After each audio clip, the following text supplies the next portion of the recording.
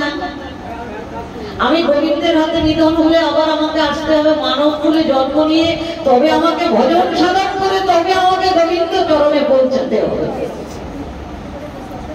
কিন্তু এখন যদি ভক্তিটা দেখাই, গোবিন্দ তো আমাকে মারবে না। কিন্তু আমি চাই না এই দেহে আরো কিছুদিন থাকি। হিংসা না দেখালে তো মারবে না। এবার অবসরের মনে হিংসা এলো। হিংসা করে কি করলেন? একদম হিংসা করে এই যে হাঁটা সাপের মুখ, সে বিশাল মুখ, হা করে থাকলেন। তো হাঁটা কেমন? উপরের দাঁতগুলো মনে হচ্ছে উপর থেকে একটা পাহাড় জুড়ে আছে, আর নিচের দাঁতগুলো মনে হচ্ছে নিচ দিক দিয়ে পাহাড় উঠেছে। আর এই মুখ গহ্বরটা লাল টকটক করছে। সদাগণ খেলতে খেলতে বলছে, ও কানাইয়া, আরে এত গুহায় এত কিছু ঘুরেছি, কিন্তু এই গুহায় তো কোনোদিন যাইনি, দেখে আসি লাল কেন? একদম ছোট। আচ্ছা, এদের ভয় করলো না? হ্যাঁ, লাল টকটক করছে, গুহার ভেতরে ঢুকে যাব, ভয় করে না? এদের ভয় করলো না?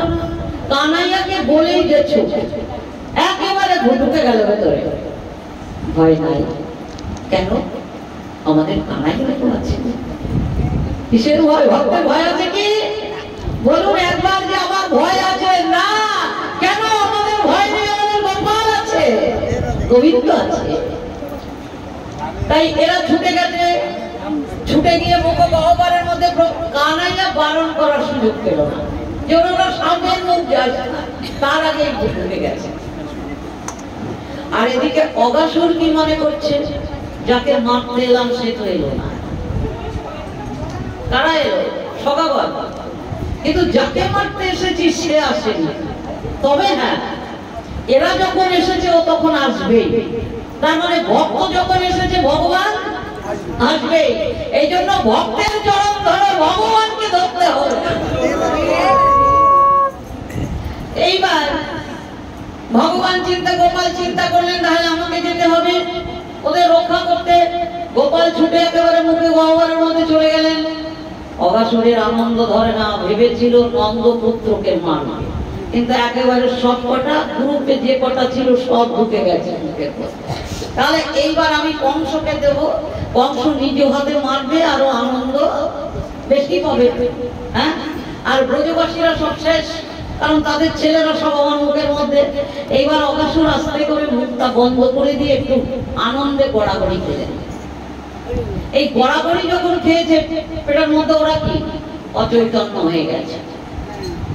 কিন্তু গোবিন্দ দেখছে আমার ভক্তের কষ্ট হচ্ছে। এবার কি করলেন? বলে, যে চরণখানি কুসুম অপেক্ষা কমল, তোলা অপেক্ষা লঘু ভক্তের কাছে অসুর নিধন করতে যখন যান, তখন ওই চরণখানি কোটি কোটি ব্রজসার অপেক্ষা কঠিন প্রভার হয়ে যায়। তাই গোবিন্দ কি করলেন? এইবার তার দেহ থেকে এই কিরণগুলো বার করছে, অগ্নি। অগাসুর মনে মনে চিন্তা করছে, কি রং ভরে অগ্নিকুণ্ড গিলে ফেললাম না, এ তো বড্ড যন্ত্রণা দিচ্ছে। আসলে তার ওই একসঙ্গে অনেক গিলে ফেলেছে, মানে বদহজম হয়ে গেছে, একসঙ্গে অনেক গিলে ফেলেছে, এই জন্য যন্ত্রণা দিচ্ছে। তাহলে মানে আর সহ্য করতে পারছে না। তখন এই যখনই হা করেছে, গোবিন্দ এক এক করে সমস্ত সখাদের বাইরে নিয়ে এসছে। বাইরে এনে অমৃত বর্ষণ দ্বারা তাদের জীবিত করলো। অবলোক দৃষ্টিতে গোবিন্দের বদনপানে চেয়ে আছে। গোবিন্দ এবার আস্তে আস্তে নিজে ঢুকেছে। অগাসুর মনে মনে চিন্তা করছে, ওগুলো তো মারতে আসেনি, ওগুলো চলে গেছে, যাক, যেটাকে মারতে এসেছি সেটা যখন আমার এইবার এসেছে, এবার এই একটাকে নিলে তার যন্ত্রণা দেবে না, যাই কংসের কাছে নিয়ে যায়, নিজ হাতে মারবে। হা যখন বন্ধ করতে গেল, তখন কি হলো? গোবিন্দ বাম হাত দিয়ে উপরে জল ধরলেন, আর নিচে দিয়ে পা দিয়ে একেবারে ছিঁড়ে দিলেন অগাসুরকে। দেবতাগণ জয়ধ্বনি, অনুধ্বনি, শঙ্খধ্বনি করে উঠলেন।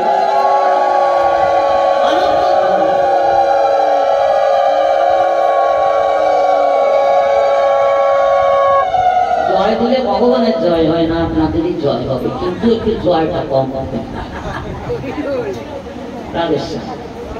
তাহলে এই অগাসুরকে বধ করলো যখন, তখন দেবতাগণ এরকম জয়ধ্বনি অনুধ্বনি সম্বোধনী করে উঠলো, আনন্দধ্বনি করছে।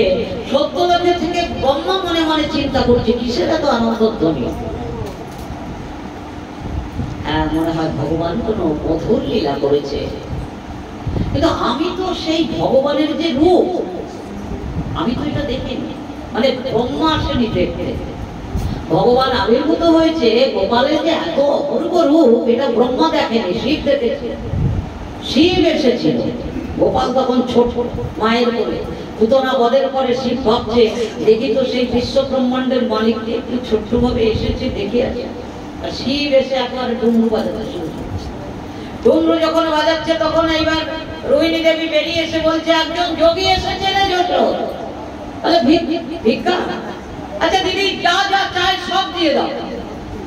সাজিয়ে গুছিয়ে দিয়েছে। বলে এ তো আমি চাই না। বলে তাহলে কি চান? বলে ওই যে নন্দ পুত্র হয়েছে না, পুত্রটাকে বলে ওটা হবে, ওটা হবে না। বলে না না আমি ওটাই দেখবো, আর কিছু চাই না। ভিক্ষা দিয়ে আমি কি করবো? ওই ছেলেটাকে দেখবে। যশোদা তোর ছেলেকে একটু দেখবে। বলে ওই ছেলে দেখানো তো হবে না দিদি, যা চাই সব দিয়ে দাও, কিন্তু ছেলে দেখাবো না। ওই রকম এসেছিল পুতনা ষটকাসুর, কতজন এসেছিল, আমি ভেবেছিলাম আমার ছেলেকে আদর করতে এসেছে। না না ওই ছেলে দেখানো যাবে না। আর এদিকে শিব জোরে জোরে ডুমরু বাজায়। গোপাল যত ডুমরু বাজায় গোপাল তত কেঁপে কেঁপে ওঠে। যশোদা বলে তো যায়ও না, কি করি? দেখানো তো যাবে না, আমার ছেলেকে নেওয়া যাবে না, ভয় পাচ্ছে। এই কেমন যোগী, ভিক্ষা চায় একরকম, এই কেমন যোগী ডুমরু বাজায়। শিব না দেখে যাবে না, আর মা যশোদা গোপালকে দেখাবে না। বুড়ি মা এসে গেছে, যোগমায়া লাঠি ভর্তি এসে বলছে ও যশোদা আমার একটু দেখিয়ে দে না, কি হয়েছে? বুড়ি মা তুমি বলছো, তাহলে তো দেখানো যাবে। শিবকে যখন কোলে করে এনেছে তখন শিব প্রথম বলে আমি একটু দেখবো, এইবার বলে চরণ দুটো ধরবো। বলে ওটা হবে না, চরণ ধরা যাবে না। রাধে রাধে রাধে রাধে।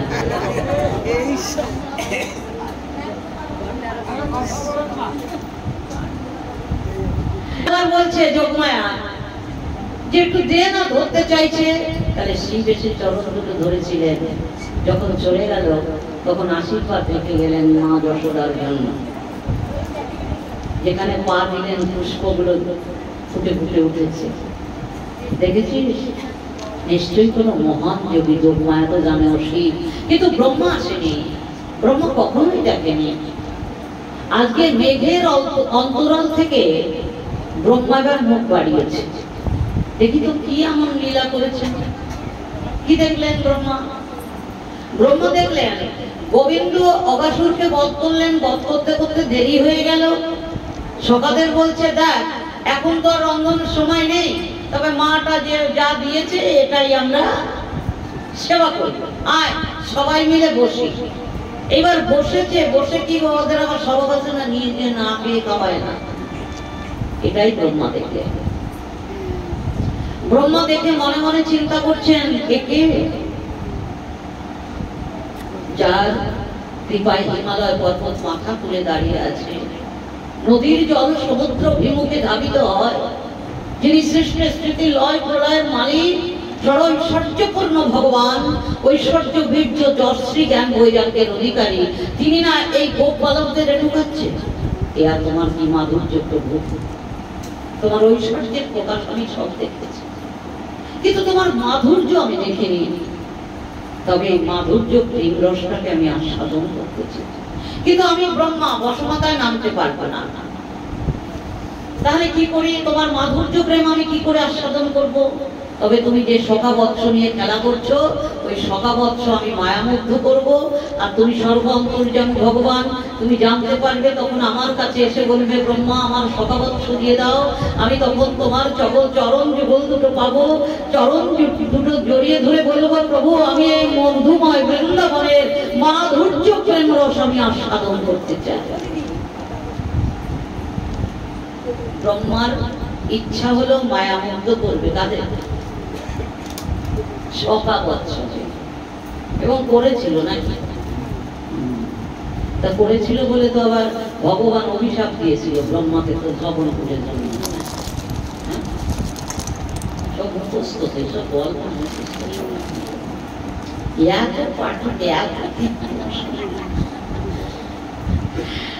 কিন্তু একটু উল্টো যে বলবো,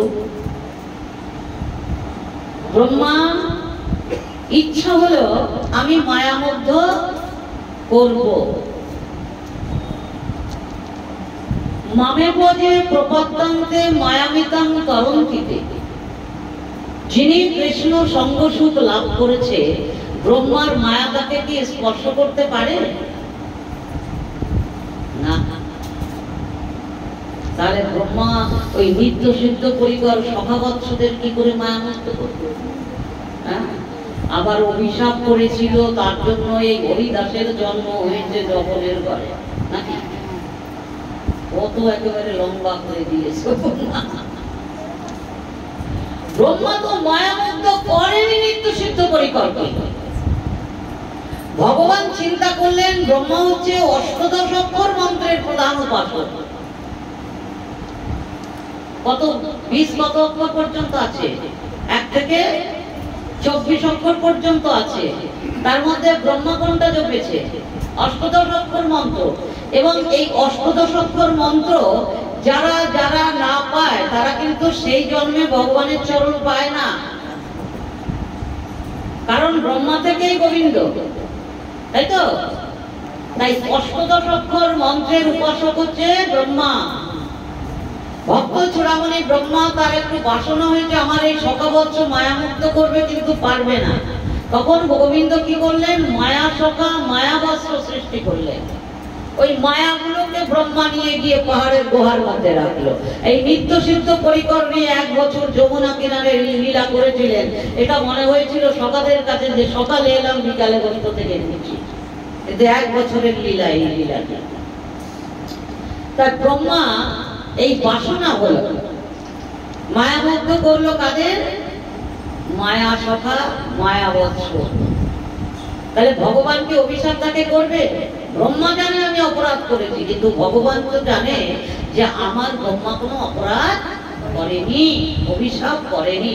ব্রহ্মা চেয়ে নিয়েছিলেন বৃন্দাবনের একটা তৃণলতা করে আমাকে রেখে দিও, তবে কেন হরিদাসের জন্ম যবন করে?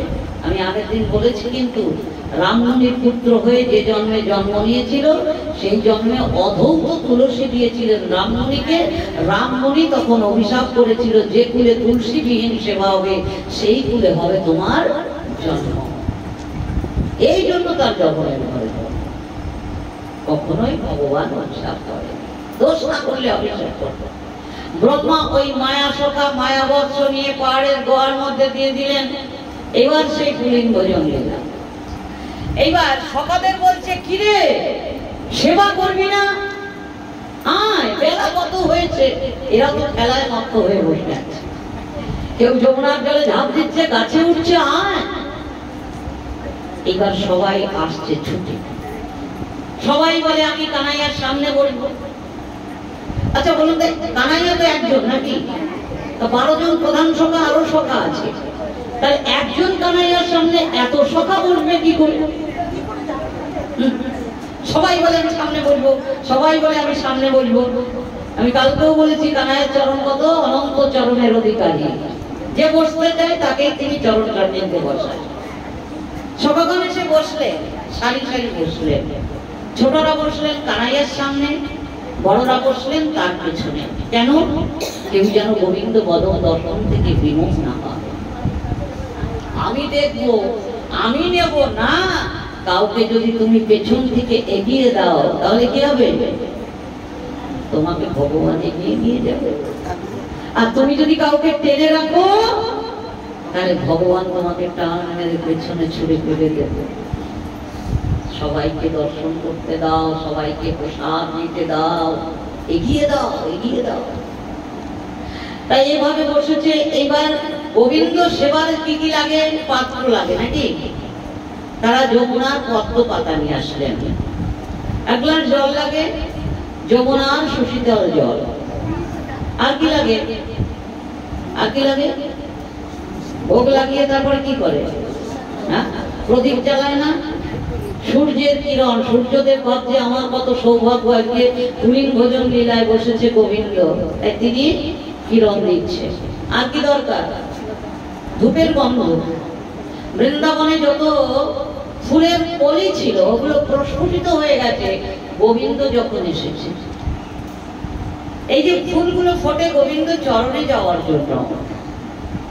তবে বলেছি ভাগ্য ভালোও থাকে, খারাপও থাকে, মন্দও থাকে।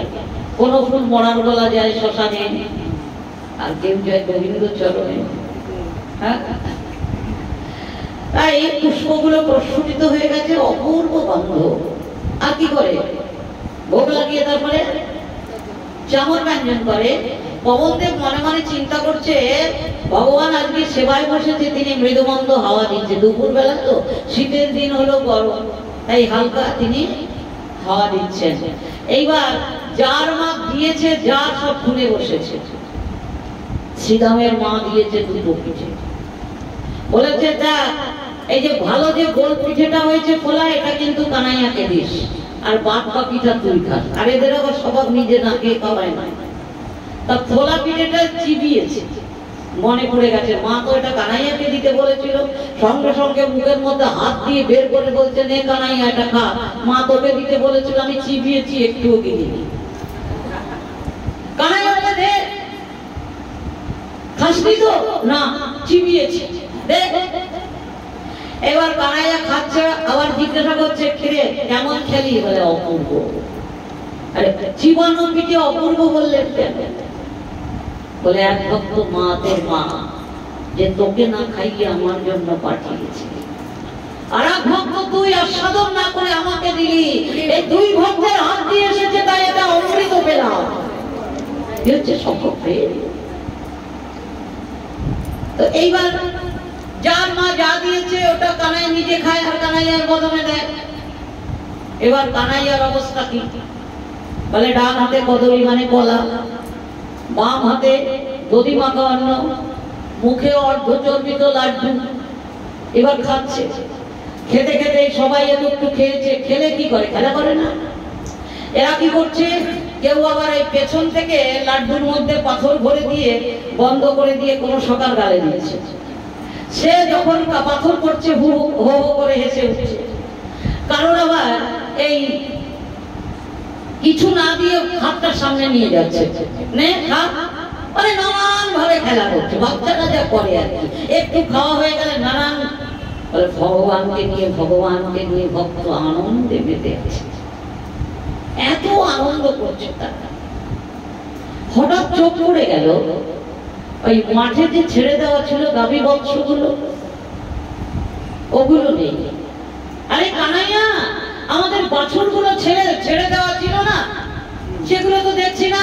মনে হয় তুই আজকে অগাসুরকে বধ করেছিস, অগ্নি সংযোগ তো করা হয়নি। সর্বদেহে অগ্নি সংযোগ না করলে বায়ুযোগে প্রাণ ফিরে পায়। তাহলে মনে হয় প্রাণ ফিরে পেয়ে আমাদের সব এই বৎস সব খেয়ে নিয়েছে। কি হবে?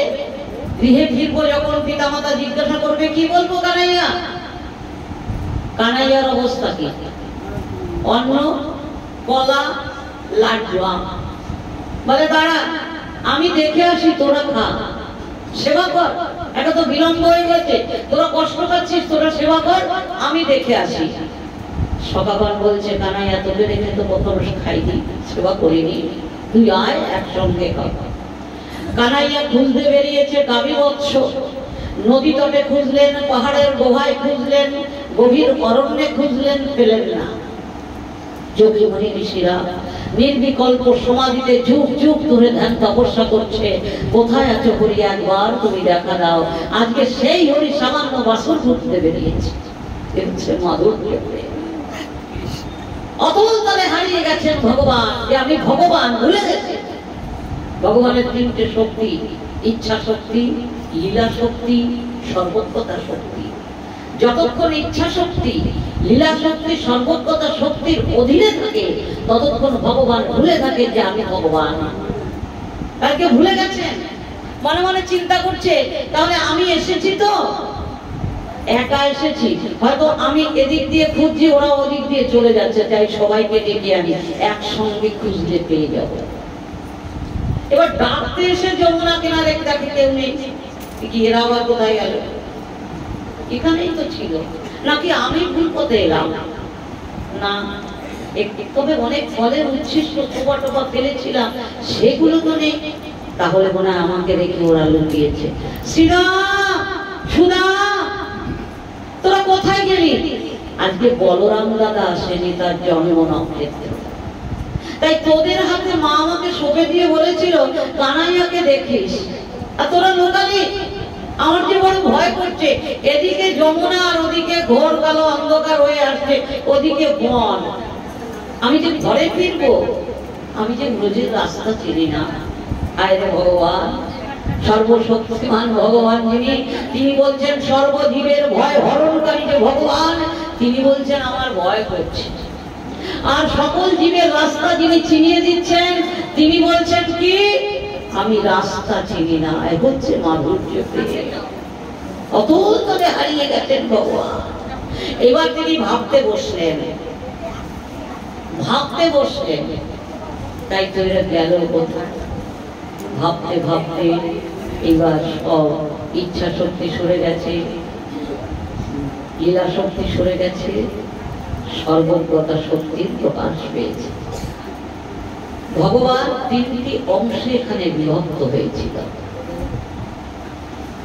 মায়া সখা, মায়াবৎসত সৃষ্টি করে দিয়েছিলেন ব্রহ্মাকে, আর নিত্য শুদ্ধ পরিকর নিয়ে একটা অংশে 1 বছর যমুনা কিনারে লীলা করেছিলেন, আর একটা অংশে হলেন গাভী বৎস, আর একটা অংশে হলেন সখাগণ। কেন হলেন সখা? হলেন কারণ প্রাণে ব্রজের ভোজ রমণীরা তারা নিরন্তর পুত্র রূপে কানাইয়াকে পেতে চেয়েছে, তাই শ্রীদাম, সুদাম, গাম, সুদাম, মধুমঙ্গল, বটু সবাই হলেন 12 জন সখা। আর কি এই গাভীগণ তারা বাৎসল্য প্রেমে কাঁদতেন যে আমাদের দুগ্ধ যদি গোপাল পান করতেন, তাই বাছুর হয়ে তাদের সব বাটে গিয়ে দুগ্ধ পান করবেন বলে বৎস হয়ে গেলেন ভগবান। এবার প্রতিদিন যেমন গোষ্ঠ থেকে ফেরে, তেমনি গোষ্ঠ থেকে ফিরলেন। এবার প্রতিদিন গোষ্ঠ থেকে যখন আসেন, তখন ব্রজরমণীরা এই থালার মধ্যে আরতির প্রদীপ নিয়ে আসে, ক্ষীর নবনী যেটা ভালো ভালো নিয়ে আসে। এবার গোপালকে কি করে আরতি দেয়, ক্ষীর নবনী বদনে দেয়, তারপরে গাঢ় আলিঙ্গন করে, তারপরে মুখ অন্ধকার করে যশোদা নন্দন যশোদাকে দিয়ে ফিরে যায় ঘরে ঘরে। তবে আজকে পরিবর্তন, কেমন পরিবর্তন? আজকে যখন গোষ্ঠ থেকে ফিরেছে, তখন যশোদা নন্দনকে কেউ আর আরতি দেয় না, মানে যার যার পুত্রকে শেষে আরতি দিচ্ছে, ক্ষীর নবনী বদনে দিচ্ছে, আদর করে হাসতে হাসতে ঘরে যাচ্ছে।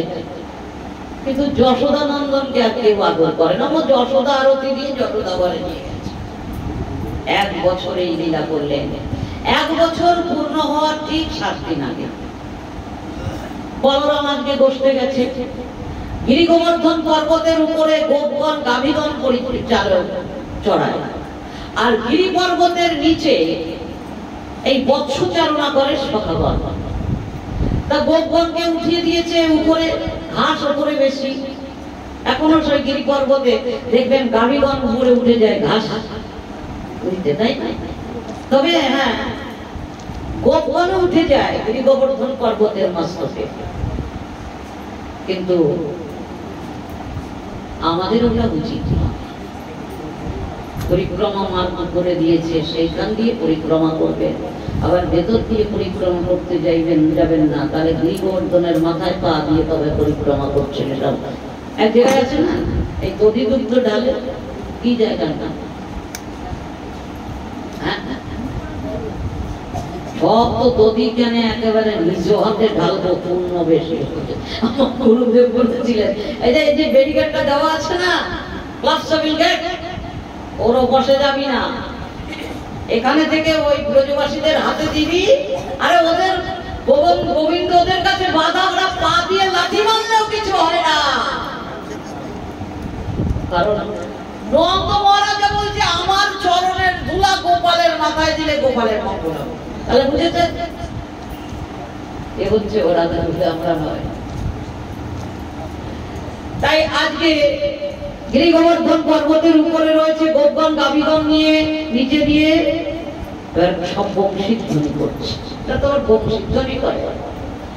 এবার বংশীধ্বনি করছে যখন বলরাম সঙ্গে আছে, এই উপরে গাভীগণ উঠিয়েছে না গোপগণ, ওদের বাৎসল্য প্রেম হয়েছে, ছুটে আসছে ওই দুগ্ধ দেবে, বাৎসল্য প্রেম হয়েছে। এবার ছুটে আসছে যখন গোপগণ মনে মনে চিন্তা করছে কত কষ্ট করে উঠিয়েছি, এবার নেমে গেলে কষ্ট হবে, পাচনের আঘাত করছে যাতে না নামে গাভীগণ। যত আঘাত করে তত আরো বেশি গতিতে ছুটে যায়। কেন বলছে নদীর জল পাহাড় পর্বত ভেঙে শত বাধা অতিক্রম করে যেমন সমুদ্র ভিমুখে ধাবিত হয়, তাই ভজনে হাজারো লক্ষ কোটি বাধা আসবে, সকল বাধা অতিক্রম করে একবার যদি সেই গোবিন্দের কাছে পৌঁছানো যায় অখিল রসামৃত সিন্ধু, তাহলে যে পরমানন্দ লাভ হবে আনন্দ কোনো বস্তুতেই নাই, কোন বাধাকে বাধা মনে করবে না। আজকে ছুটে এসেছে, এসে কি করলো গোপগণ পেছন পেছন এসেছে, কিন্তু গোপগণ কি করছে, গোপাল থাকলে কাউকে আদর করে না, এবার যার যার ছেলেকে আদর করছে, চুমু দিচ্ছে, আদর করছে। যার গাভীগণ গোপাল থাকলে কাউকে লাথি মারে বাছুরকে, গোপালকে দুধ ধরতে দেয়। আজকে যার যার গাভীগণ যার যার বাছুরকে দুধ দিচ্ছে। আর বলরাম আর কৃষ্ণ দাঁড়িয়ে আছে, বলরাম আর কৃষ্ণ, কৃষ্ণকে কেউ আদর করে না। বলরাম তখন মনে মনে চিন্তা করছে এটা কেমন হলো, এ তো ভালোবাসার পরিবর্তন দেখছি। যারা কানাইয়াকে ভালোবাসে তাদের তো কোনো ভালোবাসার পরিবর্তন হয় না, জড় জগতে ভালোবাসার পরিবর্তন হয়।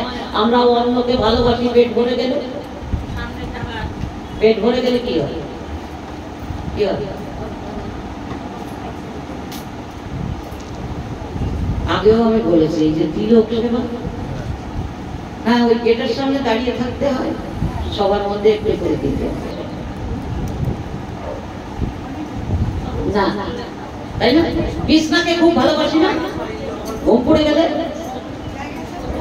সন্তানকে ভালোবাসি, স্বার্থ মিটে গেলে, এর হচ্ছে জড় জগতের ভালোবাসা। কিন্তু পরমার্থিক ভালোবাসাদের গোপালকে যে ভালোবেসেছে সে ভালোবাসার কোনো পরিবর্তন হয় না। কানাইয়া আমার পাশে আছে, একে তো কেউ আদর করে না, তাহলে একই বংশের কোনো মায়া? বলরাম বলছে যে মায়া সবাইকে আক্রমণ করলে আমাকে আক্রমণ করতে পারবে না, তবে আমাকে জানতেই হবে এটা ভালোবাসার কেন পরিবর্তন। ধ্যানস্থ হলেন, জানতে পারলেন বলরাম যে যতগুলো সখা ততগুলো কৃষ্ণ, যতগুলো গাভী বৎস সব কৃষ্ণ। তখন ভাইয়ের মাথায় হাত রেখে বলছে, ভাই এই জগতে ভালোবাসে না এমন তো কাউ দেখিনি, তোকে ভালোবাসে। এই রোজের সবাই তো তোকে ভালোবাসে, কিন্তু ভালোবাসা হচ্ছে না, ঘরে ঘরে গিয়ে ভালোবাসা নিচ্ছিস, তুই প্রেমের পাগল।